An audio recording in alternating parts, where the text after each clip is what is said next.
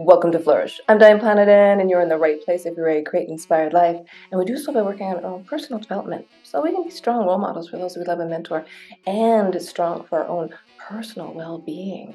Today, we continue our journey through Maxwell Maltz's best-selling book, all about the magic of self-image psychology. But this particular chapter, I think, no matter who you are, where you are, what you're doing, is for you. It's all about how to function successfully under pressure. Aha!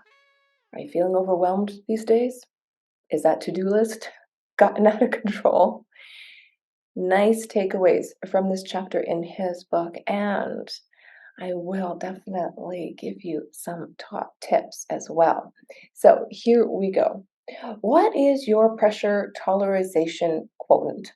The basic question here is, how much pressure can you tolerate? What is your own individual breaking point? This is a subtle question, and there's no absolute answer to it. One's ability to function is not as measurable as time. It varies with inner conditions, physical and mental. One thing is certain, however, many people do break down under the stresses of modern life. So, how about successful people? How do they handle stressful situations? Simply put, they are able to rise above crisis by relaxing no matter what the external situation. Their belief in themselves, the strength of their self image is imprintable armor, which protects them against shattering events.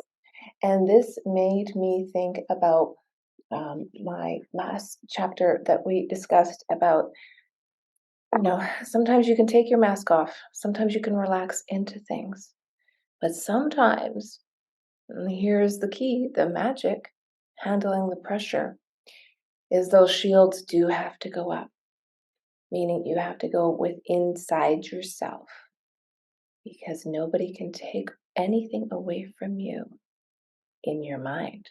They can take everything else, but you set your own mind up. And that is the key. And that, I'm going to say, is what practice, practice, practice will make you perfect at it. And it is, you become an actor. And he says, the firmer your belief in your goals, the better you will do. When your determination is sharply channelized, you can move aggressively and act with calmness at the same time. That's fascinating. But, he says, don't be afraid to be nervous. Imposter syndrome, right? Sometimes you'll be nervous no matter who you are. What do you do then? You simply accept it and keep going until you regain your self-assurance. You simply accept it.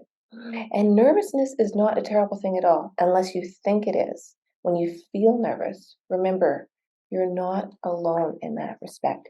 Everybody feels nervous. Everybody feels anxious. And the same feeling, the same results come when you're actually excited about something. You're just jazzed, right? So I think when you're fearful of something, when you're overwhelmed, when you're feeling stressed, that's where you're like normal. Okay? You're normal. This is normal. And the whole idea is to practice calming your inner voice. Instead of listening to yourself, talk to yourself. That's a little tidbit that I like to use along the way. And he actually gives us a little exercise. He says, living with crisis. This exercise will help you pull through many a crisis with steadily decreasing anxiety if you work at it. You're in a quiet place as you can find, and you're relaxed as you can make yourself. Once more, enter the playhouse of your mind and rummage around in the backlog of motion pictures. Dig out that horror story, your Frankenstein story, in terms of your alarm, and examine it. It's a crisis scene, one of many little crises in your life, but you've overreacted out of all proportion to the reality, inflating it to a monster of terror, right? We overthink things. We're paranoid. We're worried. It's normal. But what he's saying is use those memories to just go, oh, jeepers. When my child was late coming home from school, I was worried bus had crashed. Or when my husband, didn't return my call, I worried he was in a car crash. Whatever that might look like to you, because our imaginations are super powerful on all spectrums, right? But you can use that imagination to believe in yourself, to believe in your goals, to calm your thoughts and function successfully under pressure. And he says, once you have a set of goals that you believe in, brought into your mind a success picture of the past, and prepared yourself to accept your human weaknesses, you will feel power in a crisis. You will feel capable of dealing with situations as they arise. You have powers inside you that will help you deal with emergencies. Once you are wholehearted in your determination to succeed, and once you have pinpointed your goals, you are in a position to mobilize these powers. Your success mechanism inside you is now ready to help you carry the ball, having given it clearly defined objectives, basically in the form of mental pictures. You have set into motion this automatic servo mechanism. It will work for your welfare, and difficult situations will not destroy the efficiency of this marvelous power which resides within all of you. You need not let crisis floor you. You can overcome your fears and deal realistically with your world. You might have to listen to that part over and over again, because this is all about the practice of believing in yourself. You've been down before and you've got up before, right? That's in a song somewhere, but it's true. You're still here and you are going to keep being here. So you might as well really make the most of your life and handle those fearful situations and handle the pressures. And we all have pressures. We don't know what each other's pressures are, because remember, nobody controls you but yourself. That's why we have our own personal mindset. So here is an interesting reminder, and the takeaway from this chapter is really about practicing, practicing, practicing. But he says, call on these two old friends to help you pull through major and minor crises. Truth. The truth is that we are rarely involved in life or death emergencies. Realizing this may keep you calm when you would otherwise be undermining your positive side with anxiety. And two, imagination.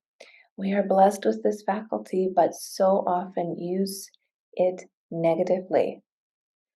Be a queen in your own mind and you'll be all right. Be a king, your kingdom, your queendom, whatever that looks like for you. Because we are so amazing humans. Just think about that for 1 second. What are you afraid of? What are you really worried about for pressure?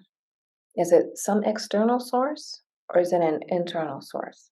Me personally, I provide my own internal pressure because I love deadlines. I love deadlines, and that works for me, and it makes me move into action. So, what is your secret weapon? What is it that you can do that can help you calm your mind, not worry? Give yourself a moment. It really does work. I just love this. It's amazing. So he says, trust your own word. Promise yourself. Because 9 times out of 10, one's fears, even in a problem moment, are not remotely justified. Your negative mental imaging was your worst enemy. So when you're thinking about something in the past that you worried about that you didn't really need to, Bring that back. What really happened? Feel once again your relief that the worst had not happened, that your imagination had been your enemy. Feel it. Relax, as in waking up from a bad dream, realizing it wasn't real, that you're safe. Understand that this life or death feeling had little basis in reality, that we all face problems and crises, that your negative imaging is the chief culprit. Yeah, have some pride, have some dignity. And it's it's an interesting thing, but us humans, we do use our imagination for bad as well as good. And in this situation, he's saying, give yourself a break. What have you thought about in the past that has not come true? I mean, fears do come true. Don't get me wrong. I'm not belittling anybody's personal situation. What I'm saying is, in order to stay strong, to build up your own personal self image, to have confidence, hold your head up high. Go past that. Go past that. And once you do, and this is all about, how successful people handle pressure, it will make such a game changer. I had a moment when my dog passed away that I thought, I can't take it anymore. I can't take it anymore. I was so close to my little buddy, and it was heart-wrenching.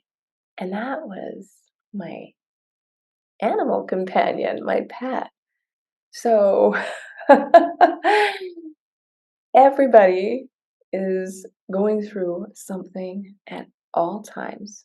So just remember, you're not alone in that, but that shield has to come up, that mask has to go on, because you need to protect the garden of your mind. You need to protect it, and you will live a more inspired life. Well, if you like the show, share it with somebody you know, and hey, hit that subscribe button. You don't want to miss the next chapter. See you then.